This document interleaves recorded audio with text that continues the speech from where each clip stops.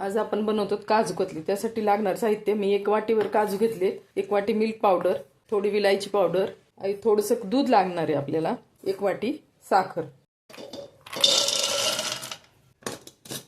ही साखर मी बारीक करून घेते.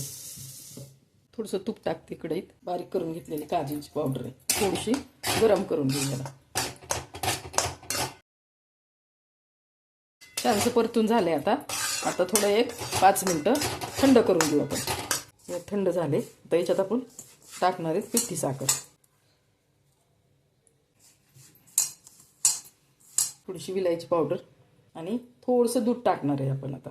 आणि असा घट्ट गोळा करून घेणार आहे. त्याचा घट्ट गोळा बनवून घेतला. आता आपण याला पोळपाटावर थोडंसं लाटून घेऊ.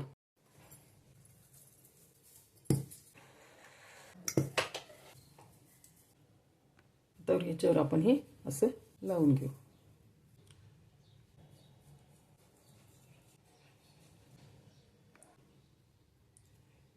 छान झाली, मस्त झाली. आता करून बघा, लाईक करा, कमेंट करा.